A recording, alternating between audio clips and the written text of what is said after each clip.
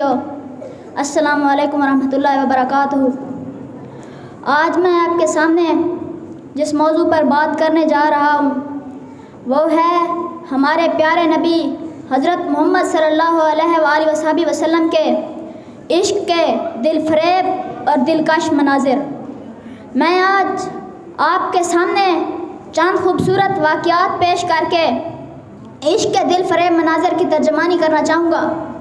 सबसे पहले मैं आपको खलीफा अव्वल हज़रत अबू बकर सिद्दीक़ रज़ियल्लाहु ताला अन्हु के बारे में चंद वाक़यात सुनाऊँगा।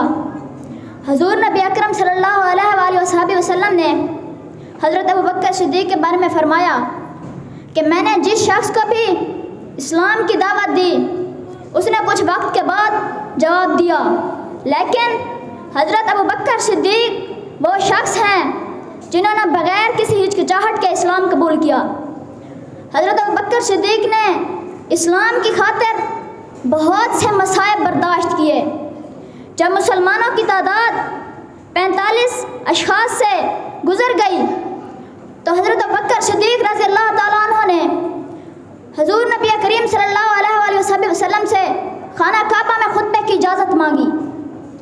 नबी करीम सल्लल्लाहु अलैहि वसल्लम ने पहले कुछ पसोपेश से काम लिया, लेकिन फिर यार गार के इसरार पर आपने इजाज़त दे दी।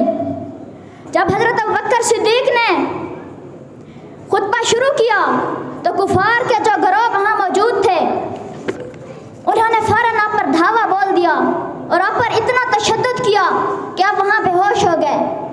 वहाँ आपके कबीले के एक शख्स मौजूद था, उसने आपको उन कुफार से बचाया और आपके घर ले गया। आप शाम तक वहाँ बेहोश रहे। जब आपने आंखें खोली तो आपने सबसे पहले जो सवाल किया वो अपने अजीज़ व अकारिब को छोड़कर, अपने वालिदैन को छोड़कर सबसे पहले आका नामदार हज़रत मोहम्मद रसूलुल्लाह सल्लल्लाहु अलैहि वसल्लम के बारे में पूछा कि आपका क्या हाल है।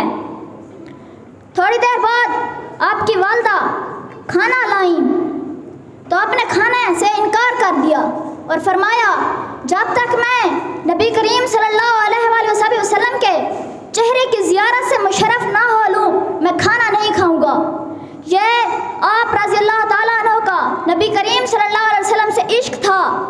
इसीलिए अल्लामा इकबाल ने क्या खूब कहा है कि परवाने को है चिराग बुलबुल को फूल बस, परवाने को है चिराग बुलबुल को फूल बस, सिद्दीक़ के लिए है खुदा का रसूल बस।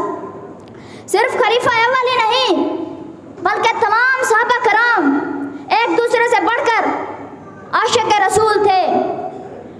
एक और सहाबी के बारे में वाक़या नकल है कि हज़रत आयशा से मरवी है, एक सहाबी हुज़ूर पाक की खिदमत में हाजिर हुआ और अर्ज़ की, या रसूल अल्लाह, मुझे आपसे अपनी जान, अपने माल और अपने औलाद से ज़्यादा मोहब्बत है।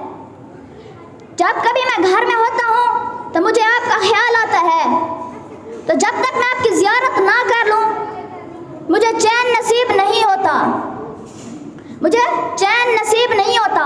लेकिन आज मुझे एक अनोखा ख्याल आया है कि जब आप इस दारे फ़ानी से कूच कर जाएंगे और मैं भी फौत हो जाऊँगा तो फिर आप अंबिया के साथ ऊपर वाली जन्नत में चले जाएंगे तो मैं नीचे वाली जन्नत में रह जाऊंगा।